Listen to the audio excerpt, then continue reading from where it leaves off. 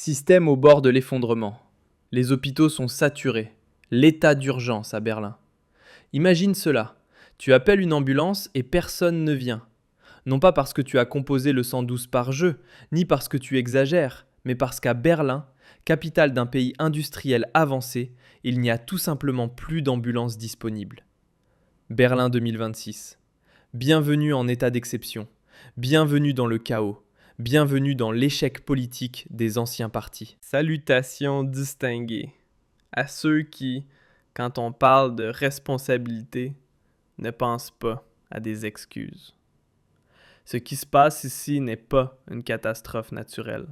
C'est un échec des autorités annoncé. Tandis que la moitié de Berlin glisse sur des trottoirs glacés. Tandis que les hôpitaux sont débordés. Tandis que des gens, de vrais gens, avec des os cassés, des plaies saignantes et même des paralysies. Système au bord de l'effondrement. Les hôpitaux sont saturés. L'état d'urgence à Berlin. Imagine cela. Tu appelles une ambulance et personne ne vient. Non pas parce que tu as composé le 112 par jeu, ni parce que tu exagères, mais parce qu'à Berlin, capitale d'un pays industriel avancé, il n'y a tout simplement plus d'ambulances disponibles. Berlin 2026. Bienvenue en état d'exception. Bienvenue dans le chaos. Bienvenue dans l'échec politique des anciens partis. Salutations distinguées à ceux qui, quand on parle de responsabilité, ne pensent pas à des excuses. Ce qui se passe ici n'est pas une catastrophe naturelle. C'est un échec des autorités annoncé. Tandis que la moitié de Berlin glisse sur des trottoirs glacés. Tandis que les hôpitaux sont débordés. Tandis que des gens, de vrais gens, avec des os cassés, des plaies saignantes et même des paralysies sont admis, la politique berlinoise débat de la protection de l'environnement, du sel de déneigement, se demandant s'il faut en utiliser et si cela ne polluerait pas les nappes phréatiques. Et pendant ce temps, Berlin glisse encore plus dans la misère. Selon un rapport exclusif d'Apollo News, en seulement 24 heures, 100 victimes de glissade ont été soignées à l'hôpital BG Unfall Krankenhaus. Un homme est paralysé, non pas à cause du destin, mais parce que la politique a échoué, parce qu'une sénatrice des transports n'ose pas prendre une décision qui s'imposait depuis longtemps, parce qu'on préfère attendre et débattre, pendant que des vies humaines sont en danger dehors. Finalement, Kai Wegner, le maire de la CDU, arrive et dit ce qui aurait dû être dit depuis longtemps. Citation. J'ai donné instruction à la sénatrice des transports de prendre immédiatement un arrêté général. Oui, félicitations. Des semaines trop tard, mais bon, au moins. Et même si cela est légalement contesté, l'affaire reste floue. L'arrêté du 30 janvier est en effet sujet à débat. Des plaintes sont déjà en cours. Mais tu sais quoi ? Ce n'est pas une question de paragraphe juridique, il s'agit de vies humaines, de ta sécurité, de ce que l'État est censé garantir. Une infrastructure fonctionnelle, des systèmes de secours efficaces, une protection réelle. Et le sommet de cette folie, le niveau de surcharge du service de secours 3. Autrefois, on appelait ça simplement une situation d'urgence. Il n'y a plus que 10 ambulances pour toute la ville de Berlin.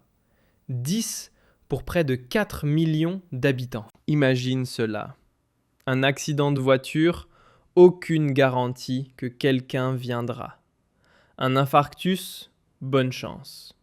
La triage, voilà la réalité. Les médecins et les centrales d'appel doivent maintenant décider qui sera traité et qui devra attendre. Et ce n'est pas un blackout total ou une guerre que nous évoquons. Nous parlons de neige et de glace, de conditions météorologiques, de quelque chose de prévisible, de quelque chose qui aurait pu être planifié, organisé et maîtrisé si l'on en avait eu l'envie. Mais le Sénat de Berlin n'a pas voulu, a hésité, a abandonné les gens, a préféré discuter de la correction politique et des réglementations environnementales plutôt que d'agir enfin. Mais il y a encore pire, ou mieux, selon la façon dont on voit les choses. La décision de répandre du sel n'a été prise qu'après que la pression politique soit devenue trop forte. Pas par conviction, pas par souci du bien-être, mais par peur de perdre en image. Et maintenant, on débat pour savoir si l'on endommage l'environnement en empêchant les personnes âgées de tomber et de mourir en allant chez le médecin. Sérieusement, ce n'est pas un hasard, c'est un calcul politique. Il ne s'agit plus des gens de ce pays. Il s'agit de partis politiques, d'idéologie, de l'idéalisme woke qui préfère protéger la nature plutôt que le retraité qui se casse la hanche. Ceux qui croient que cela reste de la politique au service des citoyens ont soit perdu tout contact avec la réalité, soit n'y ont jamais été. Et les anciens partis, le SPD, les Verts, la CDU, ils se félicitent mutuellement et expliquent dans les talk-shows à quel point la sécurité des citoyens leur tient à cœur. Tandis qu'à l'extérieur, les Berlinois, pris de panique, composent le numéro d'urgence et personne ne répond. Tandis que les médecins généralistes appellent désespérément et doivent soigner leurs patients eux-mêmes.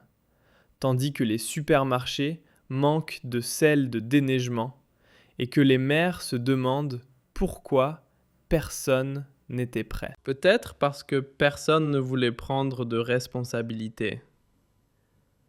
Note personnelle. Pour que ces sujets restent visibles, n'oubliez pas de vous abonner, d'activer la cloche et de partager votre avis dans les commentaires. C'est le début d'un débat que nous repoussons depuis des années dans ce pays et qui maintenant nous frappe de plein fouet. Combien de temps une société peut-elle survivre lorsque l'État ne remplit même plus ses tâches les plus fondamentales? Combien de temps pouvons-nous nous permettre d'avoir une classe politique qui ne répond aux catastrophes que par des communiqués de presse au lieu de faire preuve de leadership? Et combien de temps allons-nous tolérer que l'idéologie soit placée au-dessus des vies humaines? Et qu'en est-il des maisons de retraite, des hôpitaux, des personnes vivant seules qui tombent par ce temps et restent allongées pendant des heures sans que personne vienne? Qu'en est-il de la mère qui attend aux urgences avec son enfant tombé, mais à qui personne ne peut venir en aide parce que les services de secours sont en faillite? Qu'en est-il des médecins, des infirmiers, des paramédics qui tentent désespérément de tirer le maximum d'un système déjà saturé? Et puis le Sénat de Berlin arrive et fait comme si tout cela était une surprise, comme si la chute des températures était un événement naturel d'une ampleur biblique. Et pourtant, toutes les alertes étaient présentes. Le service météorologique allemand avait prévenu à l'avance. Les médias avaient couvert les risques de verglas. Les communes en Bavière, en Saxe et même en Pologne avaient déjà étendu du sel. Seul Berlin a discuté, hésité, bloqué. Pourquoi? Parce qu'il prétendait craindre les dégâts environnementaux, parce que le sel pourrait contaminer les nappes phréatiques. Vraiment? Et qu'en est-il des conséquences sur la santé des gens? Qu'en est-il de cette peur qui s'installe quand on sait que si je tombe maintenant, cela pourrait être la fin, car personne ne viendra? Qu'en est-il de l'impuissance ressentie quand l'État refuse simplement d'aider, alors qu'il pourrait le faire? Et tu sais ce qui est le pire? Ce n'est pas un échec ponctuel, mais une défaillance systémique, un modèle. Parce que ce pays ne fonctionne plus tant qu'il ne se passe rien, tant qu'il n'y a pas de crise, pas de catastrophe, pas de chaos. Car c'est là qu'on voit, les autorités sont débordées, la politique est ignorante et le citoyen est seul, encore une fois abandonné, par un État qui dépense des milliards pour tout un tas de choses, mais qui ne peut pas fournir suffisamment d'ambulances. Et Berlin n'est que le symptôme d'un problème bien plus vaste. Cette ville est l'exemple même d'une politique qui a rompu avec la réalité, d'une administration étouffée par les régulations et l'idéologie. Pour une classe politique qui ne veut plus assumer aucune responsabilité, mais qui lance pourtant des campagnes sur la diversité, accroche des drapeaux arc-en-ciel et finance des délégués à la parité, pendant que dehors, l'ambulance ne vient pas. Voilà la réalité en 2026 à Friedrich-Merz, Allemagne. Et bien qu'on puisse espérer qu'avec la CDU à la chancellerie, l'ordre revienne, à Berlin, on voit bien à quel point cela signifie peu au niveau régional, car ici aussi, la CDU gouverne, et c'est la même partie qui a trop longtemps gardé le silence, trop longtemps hésité, trop longtemps tergiversé. Ce n'est que lorsque la pression est devenue trop forte qu'il y a eu un mouvement, mais un mouvement par peur, pas par responsabilité.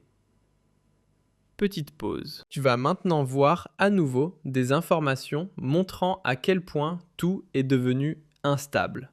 Banque, énergie, politique, partout de la pression. Et la plupart des gens ne réalisent même pas à quel point ils sont vulnérables. Si tu ne veux pas faire partie de cela, alors clique sur le lien sous cette vidéo.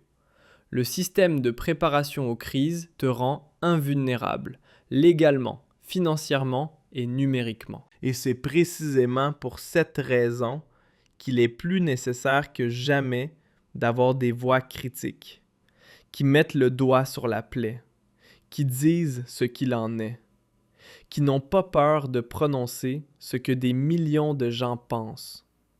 Ce pays se dirige vers un gouffre si nous n'inversons pas enfin la tendance, si nous ne commençons pas à mettre la réalité au-dessus de l'idéologie, les faits au-dessus des émotions, la responsabilité au-dessus de la politique partisane. Car une chose est claire, le verglas reviendra. L'hiver prochain est assuré. La question est seulement, apprendrons-nous de nos erreurs ou allons-nous de nouveau discuter pendant des jours sur la question de savoir